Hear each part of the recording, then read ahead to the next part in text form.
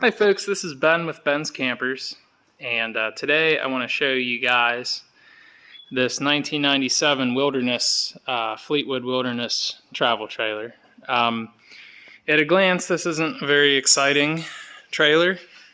The reason I'm doing a video on this trailer is that it is totaled. It is ruined. And at a glance, you might not know why. So if you are looking for used campers, this is a common problem this trailer has that I see on these. And it is fixable. I am going to fix this trailer actually because I'm crazy. But Joe Schmo, unless you have a garage like this and the know-how, you're not going to be fixing this trailer. First of all, if you could please like my channel. Subscribe to my channel and like this video. I'd appreciate it. And I appreciate you watching. Now, to cut right to the chase, let's talk about why this trailer is essentially ruined. So do you notice anything different? Anything out of the ordinary here? No, the bumper is not bent upward. That's what the person I got this trailer off of thought. The entire body is sagging to the right. Okay, that is due to water damage. Water has infiltrated the back wall of this trailer, the back corner, and has caused the rear end behind the wheels, the floor to give way, the studs in the floor to give way and sag down. So the entire rear of the trailer is sagging on the frame. And actually, if you look, it may be hard to see in video, but I can definitely see it in person. The whole trailer has kind of an arc to it. It's down about 2 inches in the rear, okay? And 2 inches definitely makes a big difference. If you look at the side of the trailer, again, you probably can't see in the video. It's bulging out. As the trailer sags, it causes a bulge to occur. If you remember on the movie Titanic, where it breaks in half, the metal bulges out first. I don't think this trailer is going to break in half. Actually, I know it will never break in half. And you know, this trailer could be used, say, as a hunting camp or on a stationary site. Maybe someone wouldn't really care about that. But if you're trying to restore this trailer for highway travel, for all intents and purposes, it is totaled. It is ruined. It would take more to fix at a shop than this trailer is worth. I'm just, like I say, I'm crazy, so don't mind me, but maybe you can see here a little bulge going on with the windows. Otherwise, here's the thing about this trailer. You might look at this and say, oh, it's pretty nice. It needs cleaned up a little bit. It's a 1997 model, so we'll give it a break, but let's look inside. Got a very nice entry door. Yeah, it's not bad at all inside. It's, 90s fantastic, but definitely a smoker owned it, I would say, but it's relatively clean. It could be, cleaned up a little more. It's got very pretty wood cabinets. Some 97 floral sofa going on, floral upholstery, but it's clean. It's not rotten. It's not gross in here. The carpet needs scrubbed, yeah, I know, but it's really not bad. Got a nice front queen layout with the rear bunk bed area. I'll show you the water damage here. You have a dinette. Common, the RV fridge failed and somebody stuck a residential fridge in there. Fine, but I'll try to stick another RV unit in there. Kitchen area. It's a nice shape, nice wood cabinets. Microwave is missing. There's no water damage to the ceiling up here. It's really nice and dry. It's got a ducted air conditioning system, not just a direct blow. It's got a built-in surround sound. Obviously, that stereo is, outdated. Now let's look at some of the water damage that is present in this trailer. So, yikes. So we got some heavy water infiltration here. We got it on this wall. And the ceiling, looks like this ceiling panel is spared, but this last section here is bad.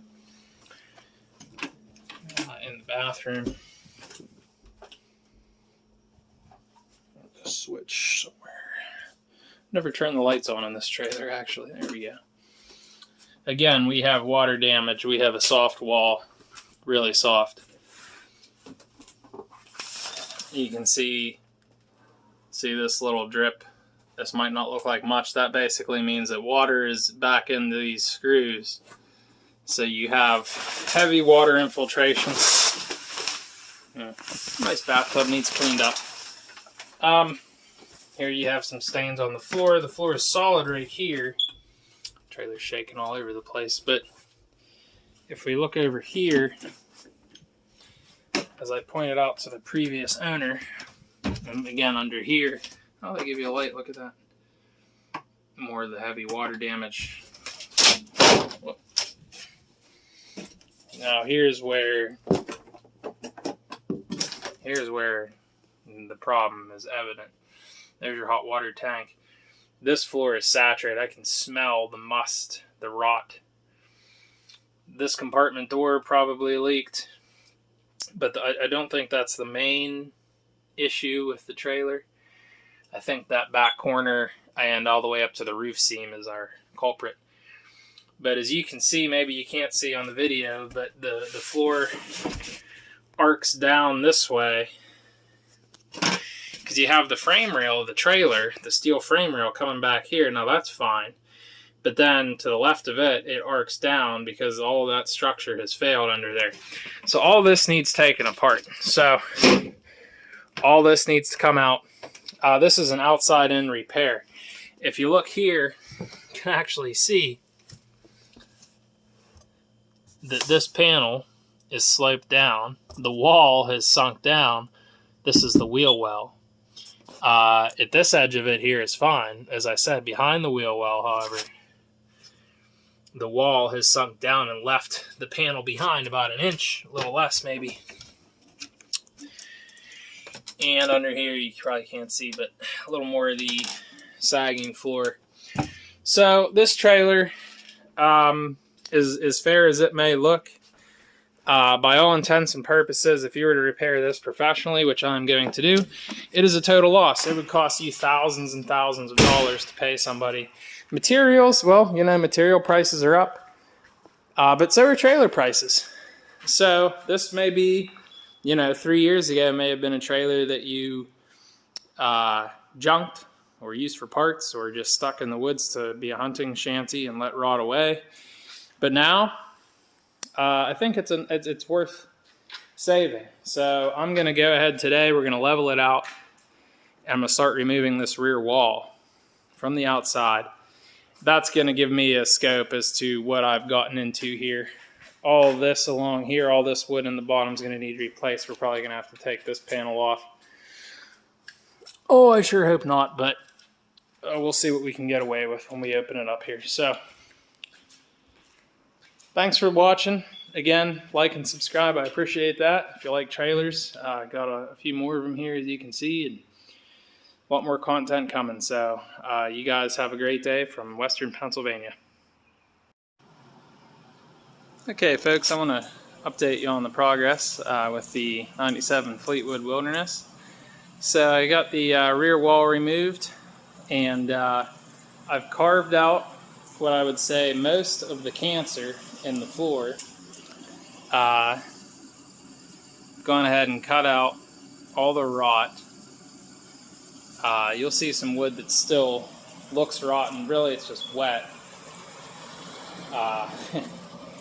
What a mess. I mean, what a mess. Soaking, sopping wet wood underneath of here. And I've gotten the majority of it out. Here's a garbage bag. This isn't even all of it. It weighs, oh, I bet you this garbage bag weighs 60 to 70 pounds of just sopping, mushy. It's not even solid wood, it's just mush. That's what came out of here. The studs just crumbled in my hand. Show you inside. Kind of making a mess in here. Let me turn the light on for you. Here we go. Oh, not so bad. I'm going to come back and run my shot back a little bit here. I got the dehumidifiers going. We're sucking all that moisture out of there. So we've got this. See, this is just wet here. It's not wet at the moment, but we've got a nice section cut, and this was a stud here. It's gone. The one against the wall is gone.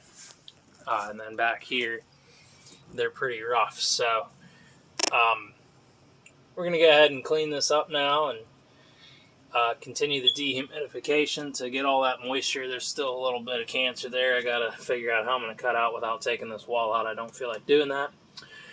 So let's just keep on keeping on with it, and hour by hour we get it done. Hey folks, I want to show you guys an update on the 97 Fleetwood Wilderness. So I've got a pretty good jump on it. I've got all of the rot on the walls and the ceiling removed and the roof. And I've gone ahead and we built a footer around the perimeter of the base of the trailer. So it's nice and level now on the frame. It's not sagging to the one corner like it was. Nice and flush. Pretty happy with the way it turned out. Still don't have this stud on here yet because we're still running the dehumidifier. Still a little bit of moisture up in there underneath, way underneath, trying to get that out of there before I close everything up. Same in here. You know, I can just stick a piece of plywood in here anytime, but we're with the dehumidifier in there going. And went ahead and removed these damaged panels and exposed a lot more moisture. Gonna have some stud framework to do up there. Gonna have to reframe some of this here. I'll start tomorrow, and I'll show you the roof.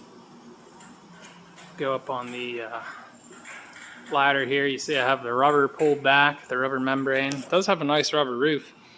But the what's really just 1/4 inch or maybe 3/8 particle board OSB is completely rotted in the back section, as you could imagine. So I went ahead and removed it, cut around the roof vent there.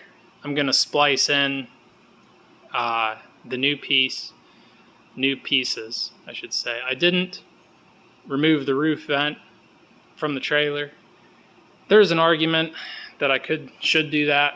It's not rotting around the roof vent, amazingly. You see that stud there is actually really nice.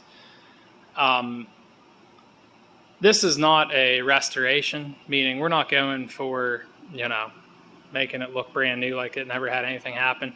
Once I install the interior panels, you will be able to tell that there was you know, water damage, meaning that that's the ladder there, that they were replaced. This trailer just isn't, it's not a trailer that you would really restore. You know, it's not like a vintage trailer or a, you know, classic. So inside, you know, this is just going to have, you'll see when I get to it. It'll be very nice and dry. I want to get all this nasty moisture out of here. So in the bathroom now we have a skylight. Now we've got the ceiling out of here and all that nasty moisture. So moving right along. Hard part is behind us. I'm going to frame up this ceiling here and frame up everything tomorrow, and we'll be ready to start piecing things back together pretty soon here. So very happy with the way everything's coming. It's a very nice repair, so I'll touch base with you at the end of the day tomorrow, or maybe I'll get a little more progress before I do another video. Hey folks, little quick update on the 97 Fleetwood Wilderness. We got our floor all closed up. We got our footer in. Everything was nice and dry underneath. So we've got our underbelly material pulled up here, and it's a little uneven because it's a little bunched up under there. I wasn't gonna lift it off the frame again and try to fix that, but everything's sealed up and fitting real nice. We're gonna get moving my attention up to the ceiling, the roof. I've got the dehumidifier there on the top bunk, and I got one in the bathroom there. A little more moisture. I've got all the little bits cut for the ceiling.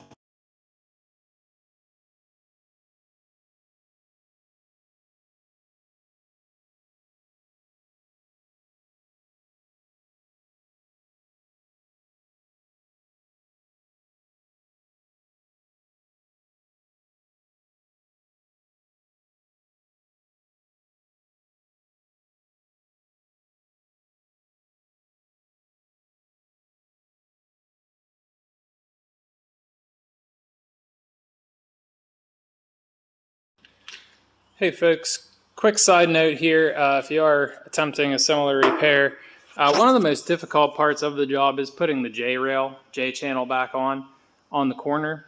And the reason for that is, especially if you've rebuilt the wood in the corner, you might have got it pretty accurate, but you didn't get it as accurate as the factory, meaning your screw holes in your siding are probably not going to line up. You're probably still going to be off by, you know, 1/8 of an inch, 1/4 inch in some areas, and that's fine. What I recommend doing here is take your J-channel, clean off all the old butyl tape, and put it on temporarily with nice long screws, and then use a rubber mallet like this to kind of form it. It's only aluminum, so you can kind of form it, make sure it